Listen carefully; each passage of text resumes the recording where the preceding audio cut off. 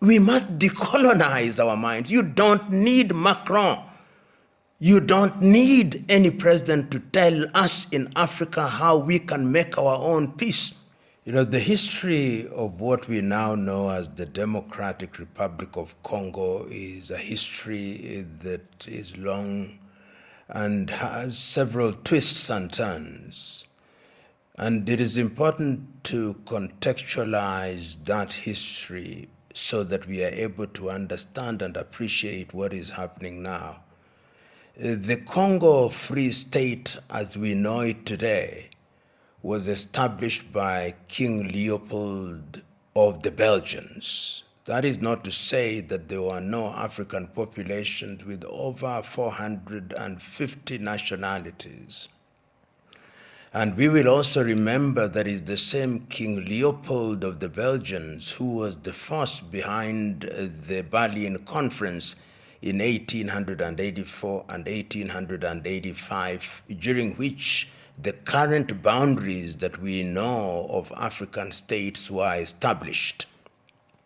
But during that same period that Leopold was establishing the Congo Free State, the Germans under Bismarck in 1880 had also established a presence in what is present-day Tanzania, but was then Tanganyika, and in what was then Rwanda, Urundi, which we now know separately as Rwanda and Burundi. When the Germans lost the war, what is normally described as the First World War, but I prefer to call the First European Tribal War, what then happened is that Rwanda and Burundi were made to be trust territories of Belgium. So the original sin in terms of the conflict that we see in DRC today was planted in those days, planted by King Leopold of the Belgians, reinforced in Berlin in 1884 and 1885. And there is a beautiful book that has been written by the Nigeria called Dekeye Adebajo in 2010, which is titled The Curse of Berlin, Africa After the Cold War. And it is important to have that history for us to appreciate what is now known as the conflict that is pitting Congo. Some say that the Rwandese are involved because the people that are fighting as M23 are of Tutsi stock, but they are Congolese. They come from around Kivu. The fact that a boundary was drawn by the colonialists and put them in a country that is now known as DRC, at one time was known as Zaire or Congo Kinshasa, does not make them Rwandese. So the M23 was formed deliberately because the people who are then christened as the Banyamulenge thought that they were being discriminated against. They thought that the Congolese administration in Kinshasa was telling them to go to Rwanda, which is not their country. And this is something that has been debated over time. In 1996, when the country was still known as Zaire, the former president of Tanzania, the late Julius Kambarage Nyerere, in 1996, when delivering a speech in New York under the Peace Africa, the Peace Academy, said that we must be very clear that the Banyamulenge are not Rwandese. The Banyamulenge or the Tutsi who are to be found or who are found in Kivu are Congolese. Because the colonialist border put them in DRC, Congo, and some in Tutsi, does not make them Rwandese. So the M23 was created deliberately for the purpose of protecting the interests of the Tutsis who are Congolese citizens. However, it must be understood that there have been accusations and counter-accusations, with the administration in Kinshasa saying that the Rwanda administration is aiding the M23. Rwanda, on her part, has said that because the war spills over into Rwanda occasionally, they are always on a defensive and sometimes in an offensive mode. And you will remember that when Felix Tshisekedi took over power, there was a time indeed when he visited Kigali and gave the Rwandese the right to move into the territory of Congo to deal with other rebel groups which were a threat to Rwanda, in the same way that he also did to the Ugandans. The fallout now is that diplomatically there is now a problem between Rwanda and the Democratic Republic of Congo, and the accusations are that the Rwandese administration is using M23 to destabilize DRC and also to take resources. But I believe that if we are to look at the issue in an objective manner, this is not the time to apportion blame. This is the time to ask ourselves, how can we stabilize that area?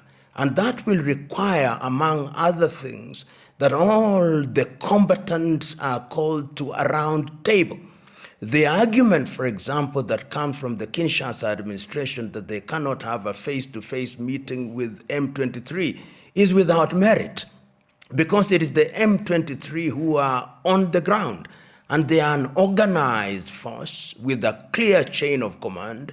Even if it is true that the Rwanda government has given them logistical support, that does not take away the fact that they are organized and that they say they are Congolese. And we will remember that numerous attempts have been made to stabilize DRC. Numerous attempts when it was still called Zaire, numerous attempts when it changed its name to the Democratic Republic of Congo, and there have been peace initiatives, the most prominent of which has been the peace initiative by President João Lourenço of Angola, which appears to have faltered. There was also the Nairobi peace initiative, and we will remember that at one time all the East African countries did sanction an African force to go and help the Congolese administration, and they expelled the East African force and invited SADC. It must be remembered that DRC is a member of 2 regional organizations, perhaps even 3. But the most prominent are that they are members of the East African community and members of SADC. And as we speak now in the year 2025, it is the SADC forces that are prominent in that area. Internationally, we also have the UN, MONUSCO, which has been there for a very long time.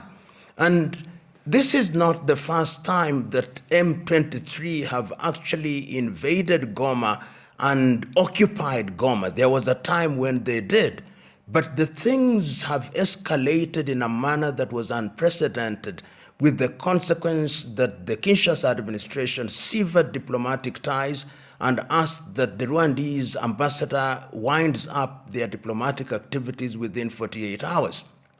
It is in that context that the Kenyan President William Ruto, who is the current chair of the East African community, then said, let us have an urgent meeting in order to resolve the problem. But from where I sit, such an urgent meeting will only be to stabilize and possibly call for a truce.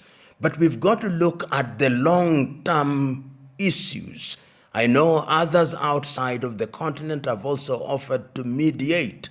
President Erdogan of Turkey did offer to mediate, and that was immediately dismissed by the Congolese, which begs the question, how do we deal with the Congo problem in the context of the combatants who are present and who have demonstrated that they have sufficient firepower to overwhelm the Congolese forces? We talk much more about M23 and also talk about Banyamulenge, but remember that researchers tell us that there are anything between 100 and 120 20 armed groups, some of which are mercenaries and are involved with miners from different parts of the world. So that even if you negotiated with M23, what do you do with the other armed forces? From where I sit, and there are people who share the view that I take, you need a thorough examination of the situation in Congo. You need to have a conference which is an all-party meeting to look at mediation of the conflict in a proper manner.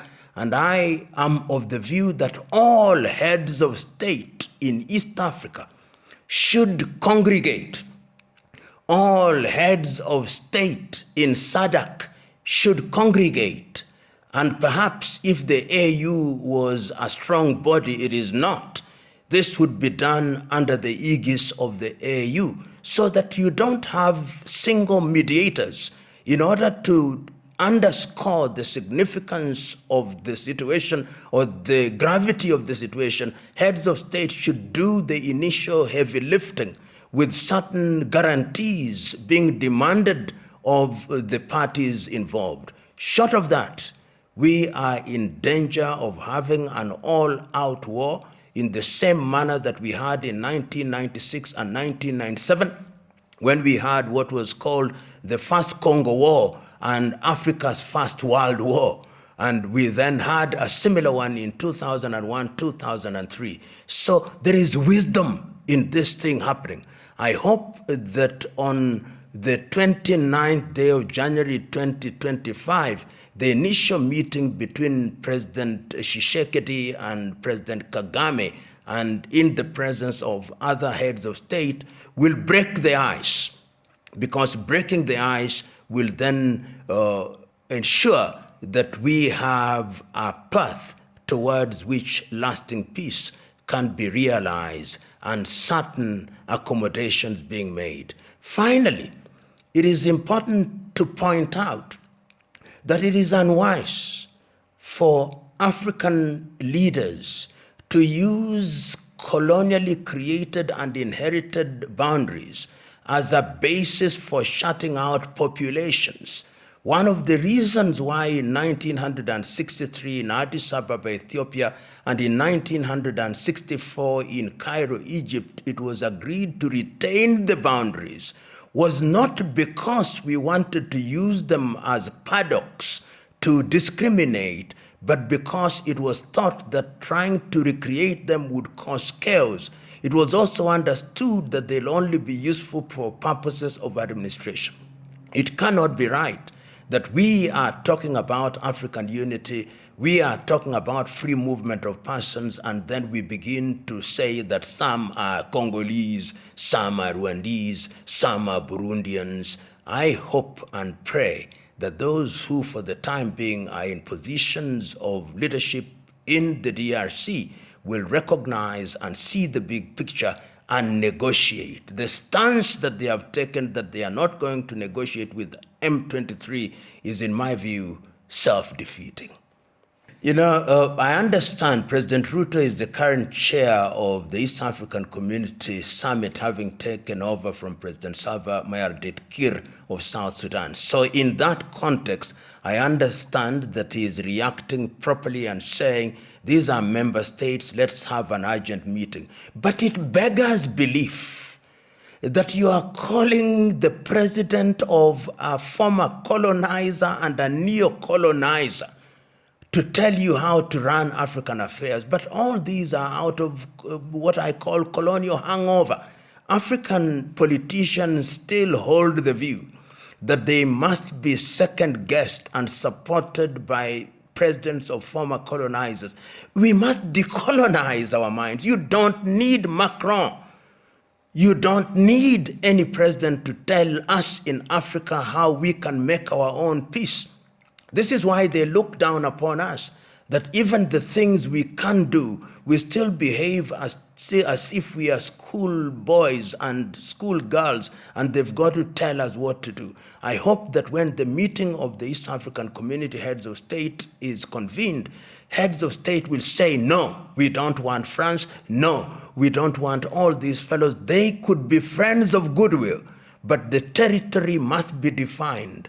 What we are doing for Africans, let Africans do. Nyerere was so clear in these things that lasting peace can only be achieved if it is midwifed by Africans who are guarantors. And if we want any international presence in the meeting, it should be through the institution of the United Nations in which we are members, not some foreign power. And Macron has demonstrated not once, not twice, that he has great contempt for Africa, and we should shut him out. You know, there are many suspicions as to who is the guarantor and who is the person behind M23. There are suggestion and speculation that M23, of course, as we know, this is in the public domain, that the Rwanda is behind them. There are those who even argue that even France is behind them. There are those who even argue that the United States is supporting them. Those arguments are there. But even if that were true, I believe that it is African countries who should, in the first instance, examine what is on the ground. And if indeed the French are involved in some way or other, then it is our duty to ensure that those umbilical cords are cut. But ultimately, one of the things that must be done, even as we blame others, is not to deal with the symptoms, but to deal with the root cause. I know there are many individuals, one of whom has written over 20 books. And in those 20 books, what he does is to make all manner of accusations against Rwanda and against M23. And that individual has indeed been one of the fellows that is cited as the authorities in that area. But when you read some of his books, I'll not mention him, you see that the idea is to demonize Rwanda, the idea is to demonize the M23, the idea is to demonize any organization that is trying to emphasize the significance of resolving these issues as a matter that can be resolved by the Congolese. I have always held the view that if there was an administration in Kinshasa which wanted to resolve all the Congolese problems, then they would call what I call the all-Congolese meeting, at which all combatants would then be present. And in that way, you would then have the issues resolved. I believe at one time, there are people, some Catholic bishops of Congolese origin had made that suggestion. And there are important Congolese leaders who have also wanted to have these things resolved. I believe Fayulu, may have his biases. I believe Dr. Mukwege is one of the fellows who have spoken about these. They may have their own biases, but this is the time. When your house is on fire, you don't put oil, you look for water. When a rat is in your house, you don't burn the house, you remove the rat. And when your neighbor's house is on fire, you help them so that it doesn't spread to your own. And the wisdom of the occasion therefore demands that we have these meetings, and because these meetings will also help us identify who are the sponsors, who are the guarantors, and in that way we'll resolve the problem, hopefully once and for all. You know, President Kagame must be understood at different levels. Level number one, that he himself was a refugee after the first genocide in 1959. And his family was in Uganda for a very long time, suffering discrimination and alienation. And when he was in that space, that he himself participated jointly with President Yoweri Kaguta Museveni in liberating Uganda when he was a part of the NRA-NRM. And we also must remember that it is him and his comrades who are in the forefront to stop the genocide in 1994, when we now know anything between 800 and 1 million people were massacred in a manner that was completely unprecedented in the continent of Africa. So he must be understood in the context of the genocide, and that he is a leader who emerged from that space. And when people have called President Kagame a dictator, I've denied it. I've said Kagame is a disciplinarian. And his disciplinarian approach is informed by the realities on the ground in Rwanda. And remember that around Rwanda, there are also people who ran away, people who belong to the old regime of Habyarimana and who are in the army, and people who are civilians who are involved in the massacre of the Tutsi and moderate Hutus in Taharamwe, who are actually still in the Democratic Republic of Congo. And when therefore it is said that Kagame is an expansionist, and he's been accused of being an expansionist. In fact, he, together with President Yoweri Museveni, have been accused of wanting to create what is called the Bahima Batutsi Kingdom. I don't think so. I hold the view that what they have been trying to do is to say that we have a territory whose integrity we want to protect. You are trying to impose on us people with whom we have filial ties, with whom we have same blood, our kith and kin, but who by dint of colonial boundaries are actually Congolese, and that therefore we must be on a defensive stance. To compare him therefore with Putin, who belongs to a different dispensation in a different environment, is to miss the point. And the point is that he finds himself as a leader together with his comrades in arms in a post-genocide era, and he is trying to rebuild a society. And that process of rebuilding a society requires that one is eternally vigilant, because the perpetrators of the genocide, most of them are still alive and well, and one may dare say may even have genocidal ideas, and therefore one cannot lower one's guard. Therefore, in the same manner that Putin is saying that people of Russian stock, wherever they are, we have a duty to protect them, Kagame is also saying, as according to these commentators, that anybody who is of Tutsi stock, wherever they are, we are going to protect them. And I think that that argument looks very logical. But its logic dies when you come to grip with the reality that in the case of Rwanda, the people who are of Rwandese or Tutsi stock in the Democratic Republic of Congo are actually Congolese. And in the case of Russia, we must also remember that what is today Ukraine or Russia were part of the Soviet Union. So sometimes that comparison is not without merit. Is not without merit, particularly when you look at the history and the circumstances. But I believe that the underlying philosophical reasons or practical or social reasons that informs the manner in which they conduct themselves is a little nuanced.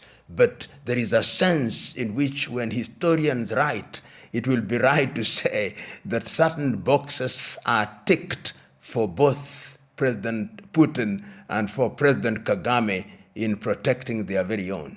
You know, in the eastern part of the Democratic Republic of Congo, Goma is the biggest city. And remember, that is a mining area. That is a mining area, and the mines that are to be found in eastern Congo, whether it's uranium, whether it's cobalt, whether it's rare earth, whether it's gold, the biggest airfield, official airfield, is to be found in Goma. It is also the city that connects you with the rest of East Africa, whether you are talking Uganda, Kenya, Tanzania, and the rest of the African hinterland, if you may. So it is significant in that regard because of absence of good infrastructure in DRC. Congo is a country that has very few roads, very few railways, if any. So when you move from Kinshasa or Kisangani or Bukavu, the place that you come to is Goma. So Goma is really important for Eastern Congo, which is the home of mines, and which, when DRC stabilizes, that is actually the fountain of their riches. When you take Goma, you hit the very heart of Eastern Congo. You know, one can never say never, and that is why some of us are saying, before that happens, it must be stopped. You know, when you see the M23 taking Goma, they are actually saying, we can march on to Kinshasa. And it has happened before during the Kabila administration. And it is also possible that the administration in Kinshasa will not stand by and watch them march on. They would invite their own friends as they did before. And if they did so, you would once again have different countries involved, both from within Eastern Africa or Southern Africa or Central Africa. And nobody wants that, because when that happens, there'll also be other countries who actually love it when Congo is at war and in a state of confusion. And there are countries which are former colonizers whose subterranean hands are ever present, because an unstable Congo and an unstable Africa is a good hunting ground. So we pray and hope, and beyond prayer and hope, the political leaders must make every effort to ensure that that does not happen. The decision, in my view, to sever diplomatic ties with Rwanda that was made, in my view, very hurriedly, ought to be reversed. You must retain some kind of engagement. Even in the most difficult times, you must have détente, where you have their capacity and the ability and desire to negotiate and to engage, so that you keep on talking. Because when you stop talking, that is when chaos begins. So I am of the view that every effort must be made, and there should be shuttle diplomacy to ensure that we don't have another Congo war. You know, sometimes when I listen to the UN officials talking to the media, and they say our mandate was to keep peace, how do you keep that which is not there? There's no peace in the first place. And they ordinarily say, we could not do certain things. We could not stop the combatants because our mandate is only to keep peace. So they go into the arena, and this is not meant to be a disrespect to the Boy Scouts and the Girl Guides, but they go into a war situation as if they are Boy Scouts and Girl Guides, and that they are going to hand over confetti to the combatants. No, these are guns. These are live guns. These are people with heavy artillery. So the UN peace mission must revise its mandate. And I believe that the Security Council now has a duty. This idea that periodically the UN Secretary General sends a peace envoy into a war situation is, in my view, without merit. And it lacks appreciation of the situation as it is on the ground. And that is why MONUSCO has been a monumental failure. And they themselves have been accused of many things which are not in the best interest of the Democratic Republic of Congo. So their mandate must be revised. When you are enforcing peace, the peace must be there, and even if it is not there, even if it is tenuous, there must be the ability and the desire to do certain things in a proper way. And we have a beautiful saying in Kiswahili, amani haiji ila kwa ncha ya upanga. Peace does not come except on the blade of the sword. You know, those who look at the situation will ask the question, beyond the analysis, beyond the lamentation, how do we resolve the conflict? History is consistent. All conflicts have always been resolved by way of negotiations. And negotiations have always worked when all concerned parties are made to realize that arms don't resolve problems and that all problems are resolved at the negotiation table. It is the duty, therefore, at this stage for the organizations that were created for that purpose, among other things, to be the midwives of the peace process in DRC. Attempts have been made, as we already know, by President João Lourenço of Angola, which appears to have hit a rock. Attempts have been made, which have been described as the Nairobi process, which have hit a rock. And it is now owing to the escalation that we are now saying all East African countries should congregate. And I agree. We should be an emergency meeting of the East African community, an emergency meeting of SADC, an emergency meeting of the African Union with a view to finding lasting solution to the Congo problem. That is what is going to resolve this issue. And it is only going to be resolved when all parties who have been named are sitting in one room and are told, we don't want war, stop it. And those who don't want to stop it, we are going to sanction you, both at individual level and at other levels which are relevant. And if you don't, we are going to use the law to prosecute you so that you are punished for the best interests of your country and your peoples. If that is done, then I believe that Congo will begin to know peace.